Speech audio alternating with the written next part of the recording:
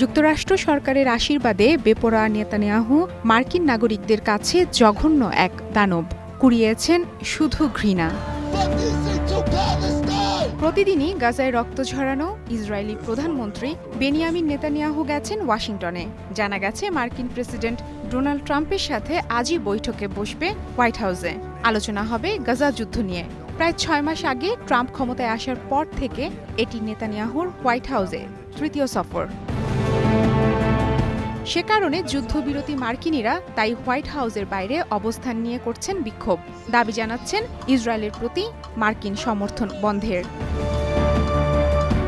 ওয়াশিংটনের উদ্দেশ্যে রওনা দেবার আগে তেল আবিবে সাংবাদিকদের নেতানিয়াহু বলেছেন, ট্রাম্প যুদ্ধবিরতি চুক্তিতে সহায়তা করতে পারবেন বলে তিনি বিশ্বাস করেন।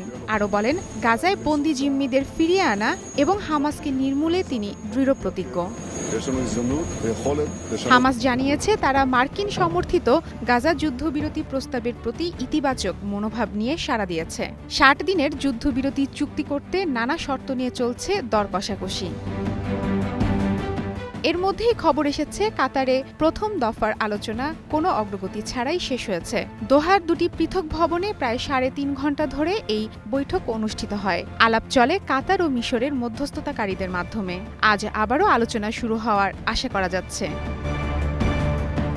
এদিকে গাজায় রুটিন হত্যাযজ্ঞ থামায়নি ইসরায়েল বাহিনী। রাতভর হামলায় কমপক্ষে 80 জন নিহত হয়েছে, আহত 3 শতাধিক। কেবল গাজাই নয়, যুদ্ধবিরতি লঙ্ঘন করে বিমান হামলা হয়েছে লেবাননেও। দেশটির পূর্ব থেকে দক্ষিণ পর্যন্ত বেশ কয়েকটি অঞ্চলে বোমা ফেলা হয়েছে।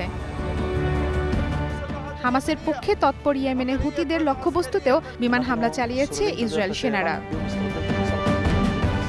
এমন অবস্থায় ইসরায়েলের অনমনীয় আচরণ গাজা যুদ্ধ বন্ধের সম্ভাব্য চ্যালেঞ্জগুলোকে আরও বড় করে তুলেছে। কারণ মানবিক সহায়তা, রাফা ক্রসিং দিয়ে মিশরে যাওয়ার পথ উন্মুক্ত করা এবং ইসরায়েলি সেনা প্রত্যাহারের সময়সীমা নির্ধারণের মতো গুরুত্বপূর্ণ ইস্যু আগে থেকেই অমীমাংসিত রয়ে গেছে। মারফুয়াতুন নূর রুচি, স্টার নিউজ।